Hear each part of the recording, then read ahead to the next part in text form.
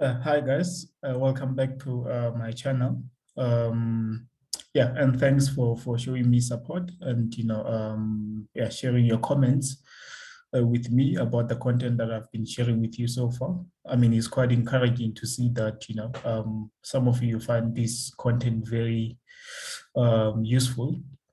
So yeah, in today's video, I think we're going to be looking at the functions because I've noticed that there's quite a lot of marks also on the functions, and some of you might still be struggling with the functions.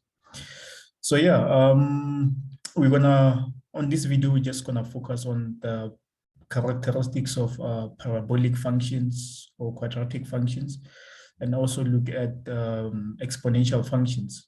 And then, yeah, so hopefully by the end of this video, you'll be able to understand like all you need to know about the parabolic functions and be able to answer the questions in the exam, including exponentials.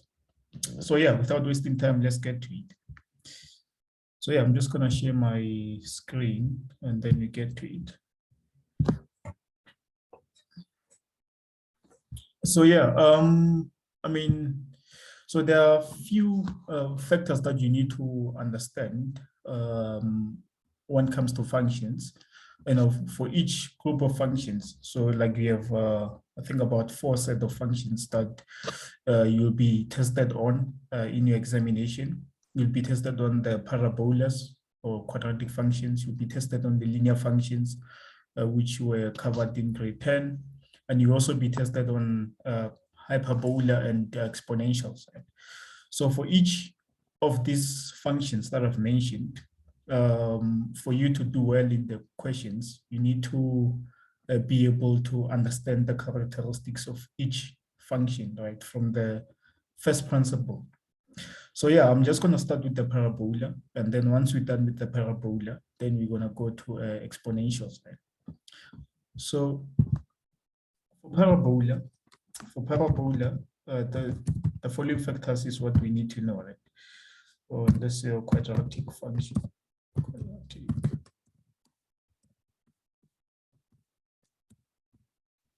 You should be able to, like, one is understand x parameters and the function. And then you should be able to determine intercepts, right? You should be able to determine turning points, coordinates of turning points.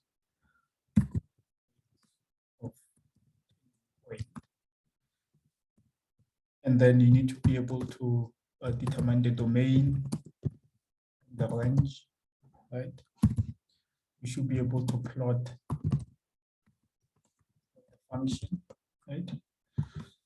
And then, yeah, the other thing is just knowing different forms in which the function can be written, right? Knowing different forms. Expressing the function. Okay, yeah. So essentially, for parabola, so for you to do, oh, okay, another thing that I normally see them asking is, it's yeah, deriving or determining a gradient of the line or average gradient. So yeah, essentially, if you know all these, six characteristics or these factors about quadratic function, then yeah, you should be able to answer any question in an exam situation, right? Okay, so firstly, let's get to understanding the parameters of a parabola. So the parabola that we're talking about, so parabola, the standard form for parabola is known as, let's just excuse that. So So yeah, parabolic function. So as you know, so the standard form for parabola is a x squared plus bx plus c, right? So you need to be able to understand, what does each of these parameters mean, right? So this is like standard form. So usually when they say write equation of a parabola in a standard form, this is the form that they're looking for, right? As you can see, like this looks more like, quadratic number pattern that we've seen, except that x is replaced by what? Is by n in the number pattern. So this is the standard form. I'm just going to write as f. So to show that this is the standard form in which you can get the quadratic function. That's like one form. That doesn't mean like you're always going to get questions in exam where the function is written in this form. It might be written in other forms. So I'm just going to write the other forms down here. So this is the standard form. It's the common one that you're going to get.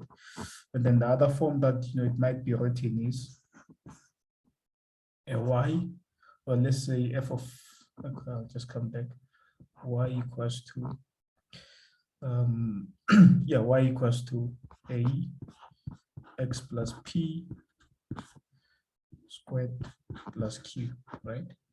So this is in a, this is in another form, right? So this is usually for you to get from standard form to here, you need to complete square, right? So this, you need to complete square to get to this. And also, like, you need to be able to understand what these parameters represent, right? So yeah, we'll get back to those and understand what each of those parameters does. So the last form that you can get this quadratic function is the third form, which is y equals to a x minus x1 x minus x2, right? So in this case, so x1 and x2, so these are what? X values, or x values of x intercepts, right? So it's x values of x intercepts. Yeah, so x1 and x2, so these guys are x values of intercept. So yeah, so these are the forms in which the quadratic function in an exam can be presented to you. So you need to know what is what, right? And also you should be able to move from one form to another without any challenges. So you should be able to move from standard form to a completing square form, or move from completing square form into a standard form, and other way around, right? Because if you know this, so they help you a lot in answering a lot of questions. Because sometimes in exam you find that they draw you a graph where they give you information that only allow you to determine the function, either using one of these forms, as we will see as we do the past papers, right? Okay, so yeah, the key thing about the quadratic function is that we need to understand what of these parameters mean, right? So I'm just going to start with parameter A, right? And then go to B. B and P, so they do the same thing, right? They do the same thing to the function. And A is the same. This A across all these forms is the same A. So the effect is the same for A. So yeah, it's not like that A and that this form is like means something else. No, it's the same A. And then B and P is the same thing. And then C is C and C is intercept. If it's internal form, then C is intercept. So let's look at the first equation first, and then we can get to the other parts. So the first form, which is standard form, is y equals to a x squared plus bx. So a,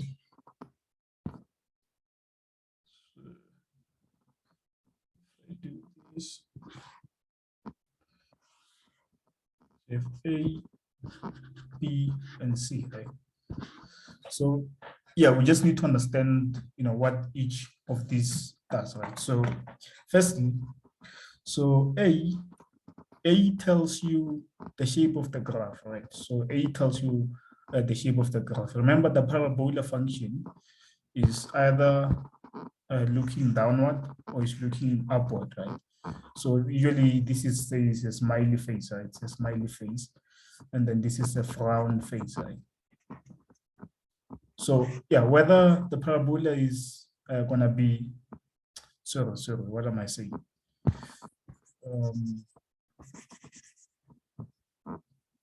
So let's do this.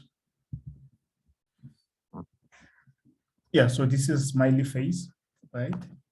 So this is a smiley face if you put the eyes there. And then this is a frown face, right? Frown face.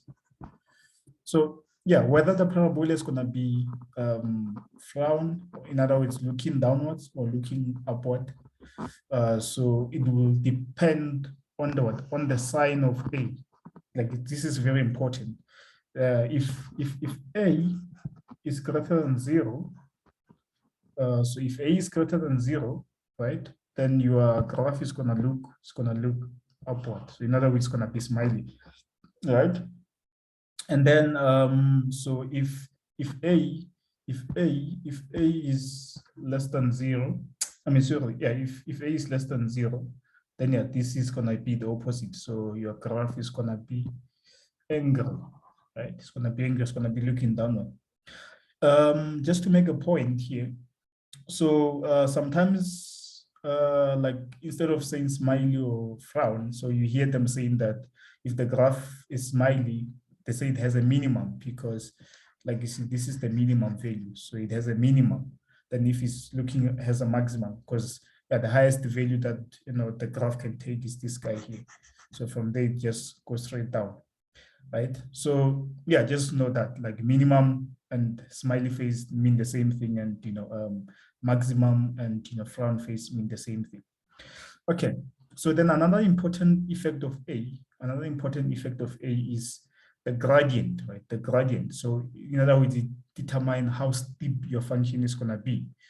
So just to show you a point, so if let's say you have let's say A is 1, I'm just going to give an example. So let's say you have y equals to x squared, and then y equals to 2x squared, right? So in this graph, so this is just a simplified version. So A is 1 here, right? A is 1, and then here A equals to 2. So then B and C are zeros in this case, right? So I just made a simple graph.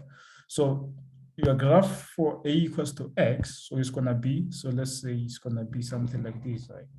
So it's gonna be something like this. And then your graph for 2x, just look the difference, and the difference is gonna be, this one is gonna be very steep. It's gonna be very steep. Yeah, I mean, my drawings are not perfect, but essentially the gradient, right? The gradient for A being large, it's going to be very steep. Your graph is going to be very steep, and then for A being like smaller, then the gradient, the graph is more wide, right? Essentially, so yeah, so that's another characteristics of A that determines, yeah, that gives you information about the shape of your graph, right? Okay, so then now let's look at B. So B, so this guy sort of tells you about horizontal shift, right? Horizontal shift of the graph. So if you allow me to erase that, right? So if I erase this,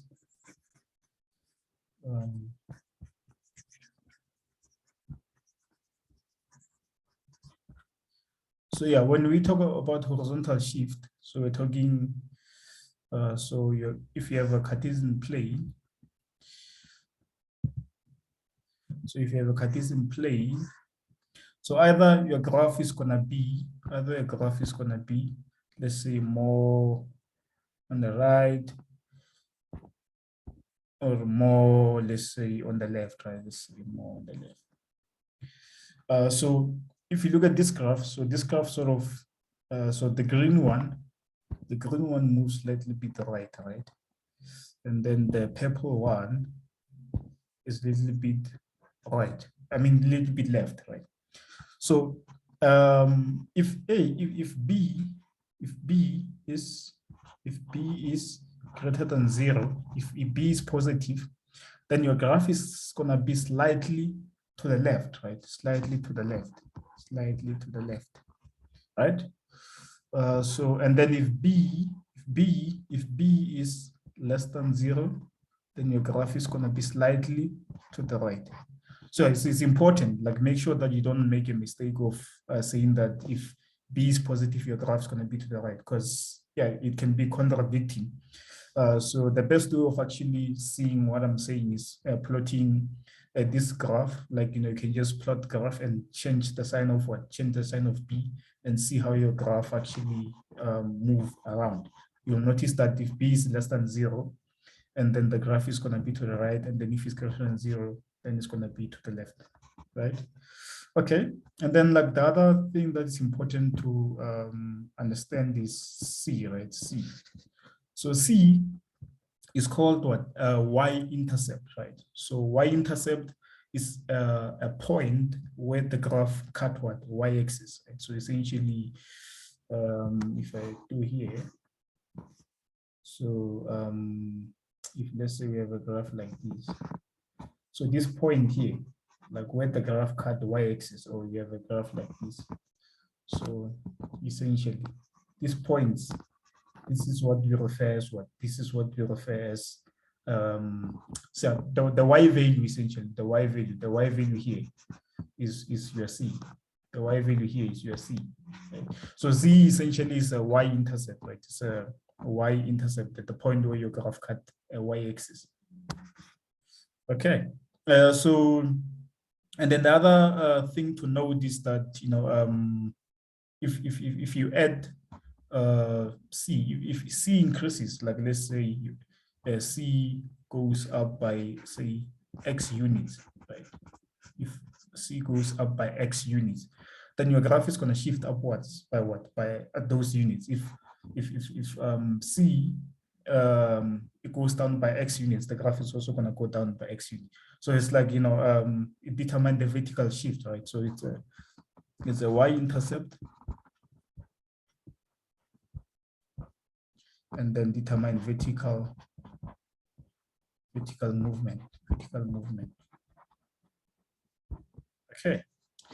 So yeah, that's all you need to know about the standard form for quadratic function. So you need to be able to tell in exam, if you're given equation in a standard form, that okay, this is what you expect to see in the graph, that if they say draw a graph, right? Okay, so now let's look at another form, So another form, which is the second form, right? The second form.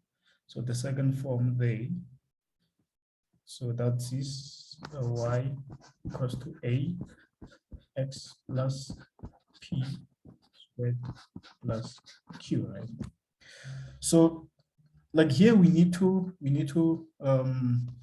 yeah, so let's write a point. So the point is, so for us to get to this form, like first one is like to get to this form, we need to complete square, right? Complete square. We need to complete square.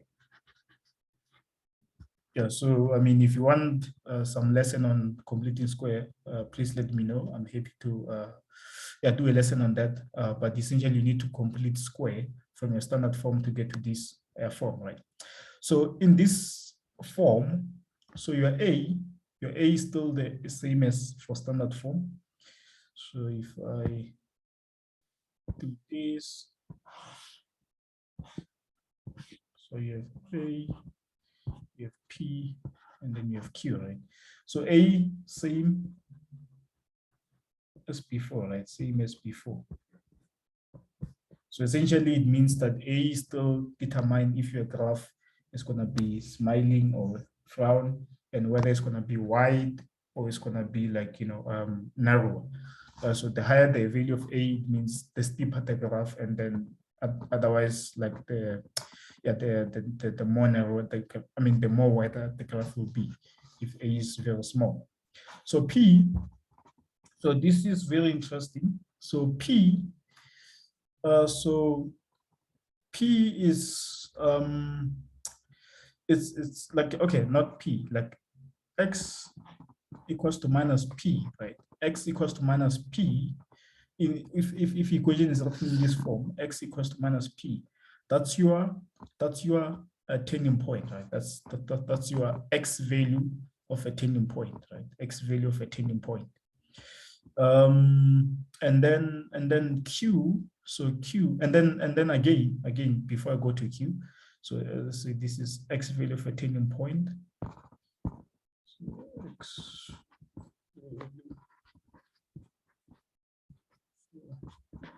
turning point, right? But this X, like, be careful. So essentially, to get X value of a turning point, if the equation is in this form, so if you take X plus P, you equate it to 0, then that gives you X equals to minus P, which means X minus P is like your X value of a turning point. Sometimes this line, which is a vertical line, is called what? Is called X value of symmetry, right? X value of symmetry. So in this case, it's going to be here, it's going to be at 0.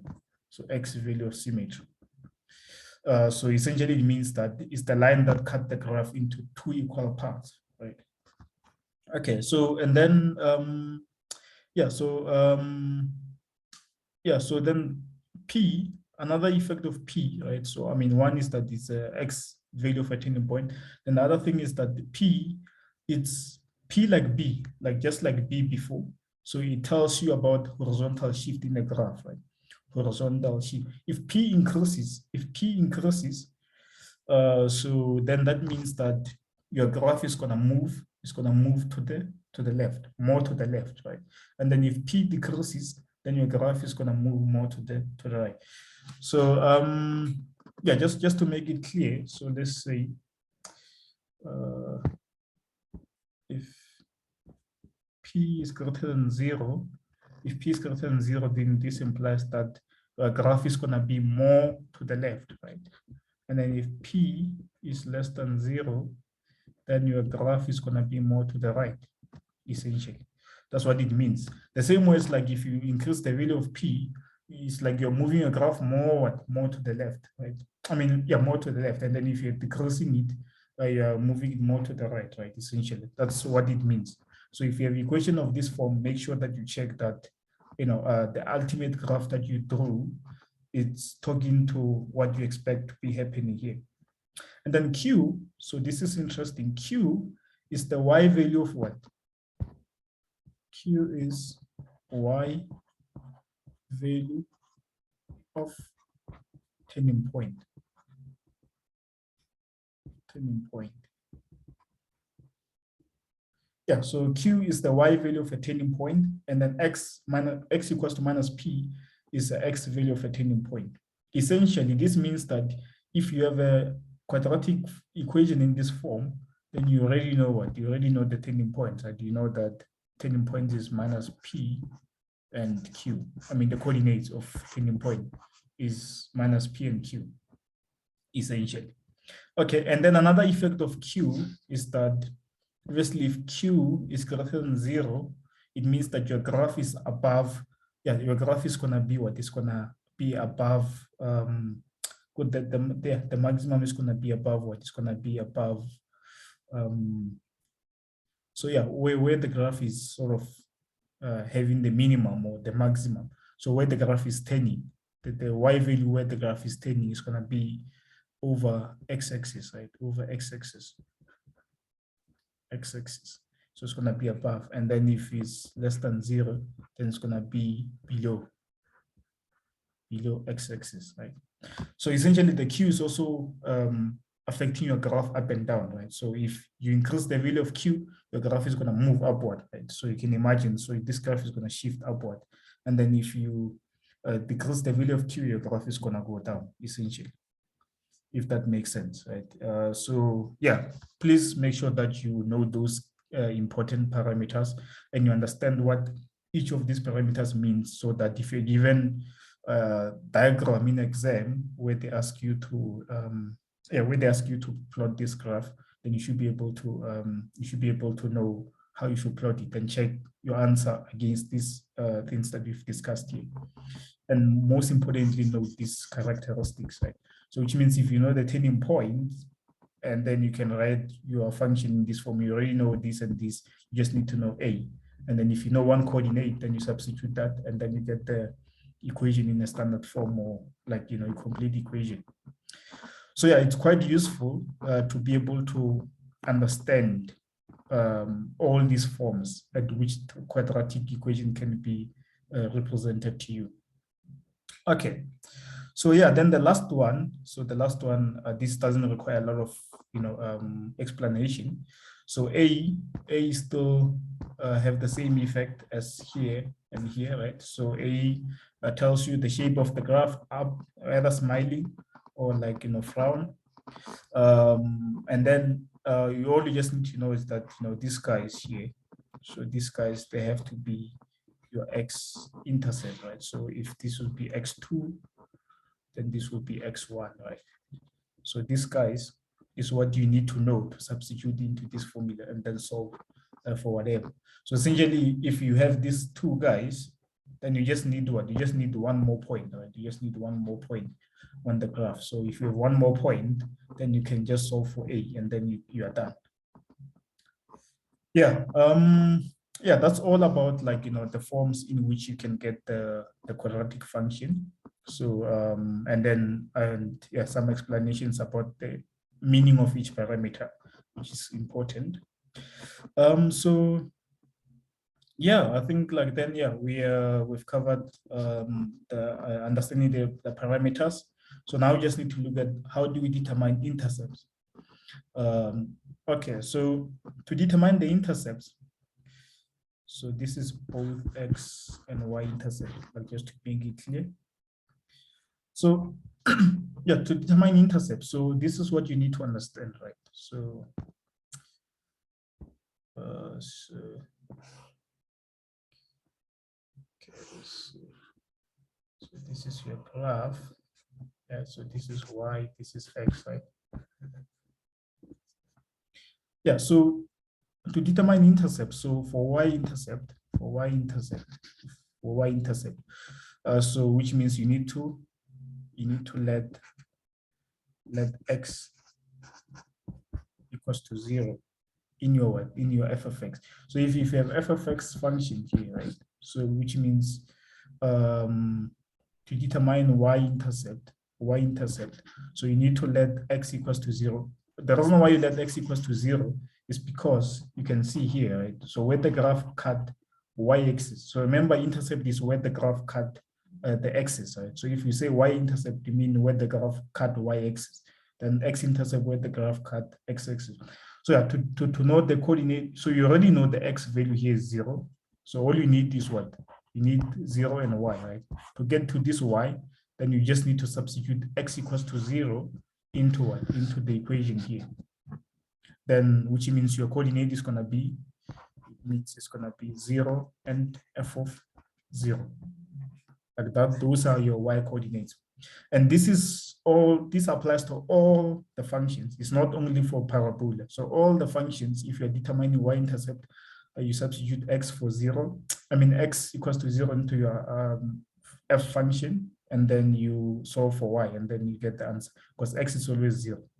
So similarly, to get the x coordinate, so what do you notice is that y here, we already know y is 0, right? We already know y is 0. So we know that our coordinate is gonna, if we call this x1, is x2. And we already know that our coordinate is gonna be x1, 0, x2, 0, right? So the principle is that you always let f of x equals to 0, and then you solve for what? You solve for x, solve for x, right? So when you solve for x, you're gonna get two answers. You're gonna get two answers, right? You're gonna get two answers. So the first one is gonna be x1, other one is gonna be x2. So then you just substitute those, then you get your coordinates, right? So yeah, the principle is that, let's recap. The principle is that for y-intercept, you always substitute x equals to 0, because that's where the graph, that's where the graph, like essentially your x values are 0 on that line to get this point. And then for x-intercept, like, you need to substitute, you need to let f of x equals to 0. Essentially, the y values are zeros, then you solve for x, then you get two answers, then those are your intercept. So that's the general principle that you always follow, for any function. It's not just for parabola. Okay. So yeah, then that covers the point about intercepts. Right. So then determining the coordinates for turning point, right? For turning point. So yeah, let's quickly look at this. So x, remember we said you can get the function in the form of ax squared plus bx plus c, or you can get it in the form of ax man plus p squared plus q, right? So if okay, so remember I said like you can move from this one to here by completing square, right? Completing square. So if you're given this, if you're given this, so the formula to get x turning, or like the turning point coordinates, so the formula is that x equals to minus b over 2a. That gives you an x value of a turning point, right? X value of turning point. So once you have x value, then that means that you're gonna substitute f of what? X turning point into what? Into your f of x formula, right? Into your f of x. Remember, this is f of x. So yeah, essentially you're gonna substitute. So if for this form, you're gonna substitute. Once you get your x value using this, then you're gonna substitute the x value that you get. Then you get the coordinates for what? For turning point in this form. So you can prove this formula. It's just that I'm not proving it in this video, but you can prove this formula by what? By deriving, by completing square here and then writing it in this form, right? Then you will notice that once you wrote this first equation in the second form equation, then you're gonna have your p there being what? Your p is gonna be b plus 2 over a, and then your q is just gonna be whatever x function of like what this guy. So you substitute this guy into f of b over 2a, right? So yeah, you'll find that like that's the answer that you get, right? So yeah, when the question is written in this form, remember we said that the answer is already obvious about the turning point, because we said that if it's in this form, the x turning point is x equals to minus p and q. So if it's already in that form, then you just be careful, please. Be careful. This is plus. So it's a minus p and q. That's the x values of turning point. So meaning that if you have equation of, like, let's say y equals to a x minus 2, let's say, squared plus 3, then that means like your turning points will be what? Will be 2 and 3, right? Your turning points, because it's minus of what? So remember, this is x plus minus 2. So minus 2 is your p here. So you say minus of minus 2, which is like 2. So yeah, just be careful about the signs. But essentially, if you have equation in this form, then this will be your coordinates for what? For turning points. And then if you have the in that form, then you get x by using this equation.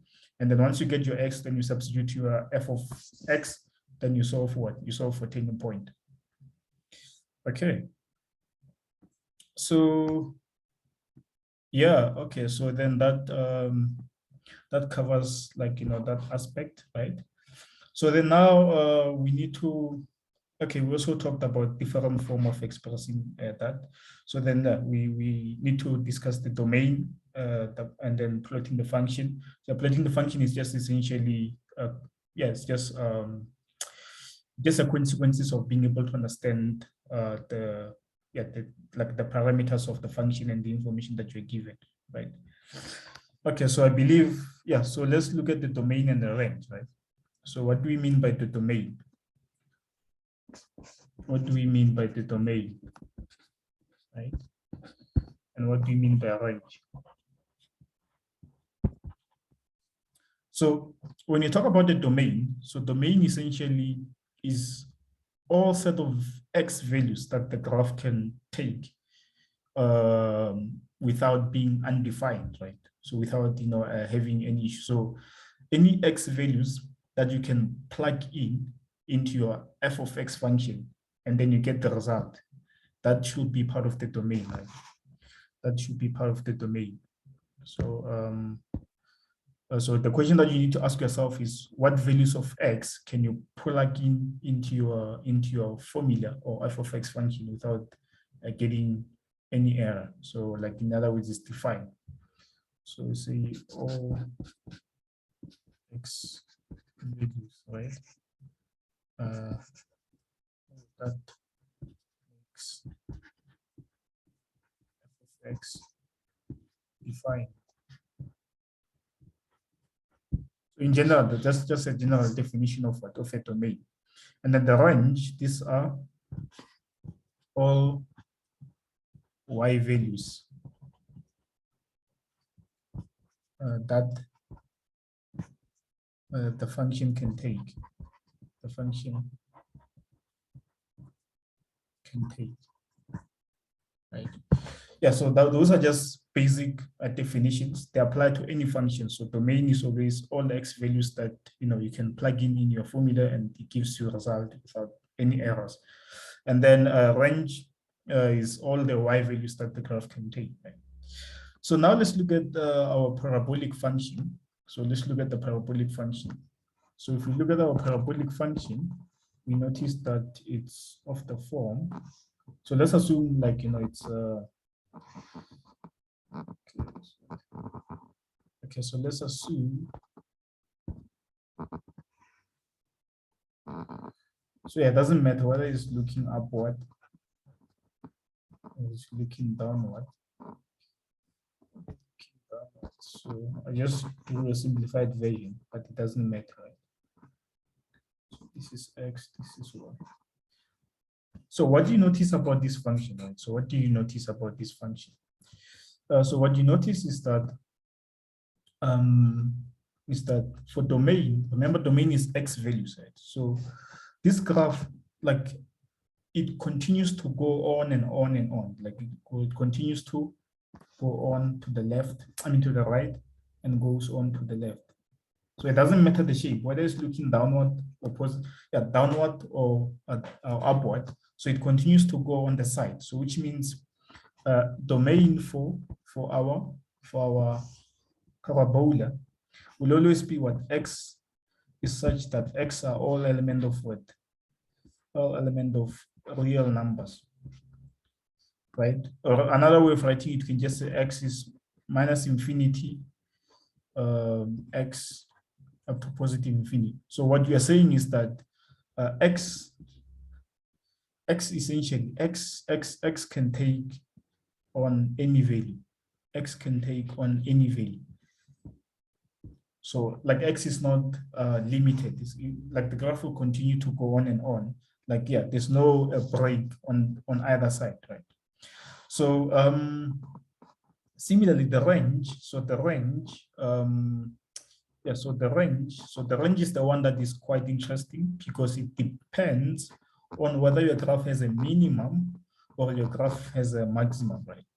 So if you look at this graph here, right? So if you look at this graph, so let's look, remember this is what? This is always Q or what? Or Y coordinate of turning point or Y value, let's say Y value of turning point, right? So that's like your the minimum there or maximum. So that's always a Y value of what? Of a turning point. So if your graph has a minimum, so in other words, so let's go this side. So if your graph is like this, and then obviously this is Q, right? Q. or your graph is like this, this again is still Q, right? So yeah, what you notice is that yeah, it doesn't matter how you draw your graph. So let's just do this. Yeah, so what you notice is that, like the Y values, so there's no way this graph is going to take Y values going upward, right? So if this is A is greater than 0, A is less than 0. So which means if your graph A value is less than 0, then it has a maximum. So like the range, like the only Y values that the graph will take is all the values up to here, right? So from negative infinity up to what? Up to this guy. Right? So which means your range is gonna be Y is such that Y is up to Q, right? So essentially, so Y is such that it's up to Q. So essentially, like graph can take all Y values, all Y values greater. I mean, all Y values less or equals to Q, essentially, because it cannot take any value above Q. So Q is the maximum. That's what they mean by maximum. And then in this case, your range is going to be Y is such that Y can normally take all Y values greater or equals to Q, essentially. So all Y values above Q. So this is the minimum value. So everything over and above is going to be taken. If you want to write this thing in the interval form, you can say a minus infinity up to Y equals to Q, essentially, including Q, because Q can be assumed by the graph. Or another, this side, you want to write it as Y is greater or equals to. So that's going to be positive. Oh, sorry. Because the graph cannot assume positive infinity. So it's going to be positive infinity Q. So essentially, the open bracket, it means that, it's not, you can't take that value. But in the closed bracket, it means it's going to take that value. Sorry, actually, I'm just, I think I'm double counting this thing. So if you use greater, you don't need the bracket. So alternative way of writing this is to say minus infinity and then Q, then do close bracket for Q to say that you can take Q, and then in this case it's going to be Q close bracket infinity, essential. So there are three forms you can write this. You can write it in this form, or you can write it in this form or this form, whichever that you prefer, essentially. Okay. Yeah, hope that makes sense. If there's any question, please let me know, because I know like there's quite a lot of things to say on these graphs. Okay, so let's look at yeah. So essentially that covers like the domain and the range. Yeah, plotting the function. So I mean, this one is essentially. Yeah, so I mean, I think the best way is like for us to look at those exam papers when we gonna do exam papers. But this is easy.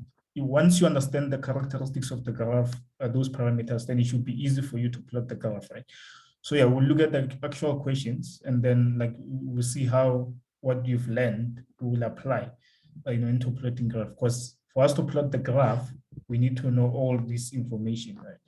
Except for this one, obviously.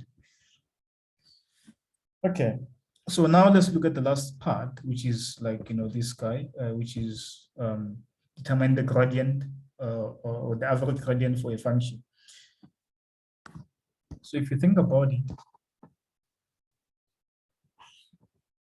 since parabola, like, a smiley face graph. Okay, yeah, since the parabola, like it's not like a straight line. I remember the gradient for straight line is just the same. Gradient between these 2 points, let's say A, B, is the same as the gradient between B and C. But then parabola is quite different because the shape sort of changes. If this is A, then this is B, then this is C. Then yeah, the gradient here is not necessarily the same gradient as, like, between these 2 points, It's not the same. So that's why we talk about average gradient, is because it changes over time, right? It changes over time. So yeah, sometimes you get the questions where they ask you to determine the average gradient, between 2 points, So yeah, for us to get the average gradient, we need to remember what we've learned in analytical geometry. We know that the gradient formula is equals to y2 minus y1 over x2 minus x1, essentially. So yeah, the average gradient, when they say determine the average gradient between B and C, they want you to determine the gradient of the line that cuts through what? B and C, right? So if we know the coordinates for B and C, then you can get the gradient. Remember, this is just the same as y1 minus y2, x1 minus x2. So it doesn't matter the order, as long as you make sure that, this one, they correspond, right? They correspond. Don't mix things around. So for us to get the average gradient between any 2 points, we just need to, so let's say average gradient between A and B, right? So this will be y value for B minus y value for A over x value for B minus x value for A. And then that gives you the average gradient between those 2 points. Between these 2 points, because it's A and B. So then if you're looking for C, then you do the same thing. You just replace your substitution there to, now this is going to be yc minus yb over xc minus xb. Yeah, that's exactly how you get the average gradient. It's just simple as that. You just need to imagine there's a line between those 2 points, and then as long as you have those coordinates, then you can just substitute straight away. And you know that to get the y value for B, if you know x value for B, you just substitute what f of x of B, and then this guy will be f of xa, essentially. So you just substitute like the x values into your f of x to get the corresponding y values, and then you get the answer. Okay. Yeah. Yeah, I believe this covered everything that you need to know about the quadratic functions, and these are quite common in most of these past papers. If you look, almost every paper has a question on the quadratic function. So if you really understand this and then you apply them, you should be able to get all the marks, right? So yeah, I don't think I'm going to have time in this video to go on to exponential, because the hyperbola, I don't want to rush them. So I'll make another video where we cover the hyperbolas and exponentials, and then from there we're going to look at in the past exam papers and then see how we can apply what we just learned here and into answering those questions. Okay. Yeah. No. Thanks, guys, for watching these videos, and please, don't forget to give me your comments about what you think about these videos, and if there's anything that you want to see that I'm not covering, please let me know. Yeah, I just try to cover the stuff that I see repeating from paper to paper, and they have a lot of marks. So meaning that if you really master this stuff, then you should be able to do well into these exams, right? Yeah, see you on the next video where we cover the other functions, and then yeah, thanks for watching. Thank you.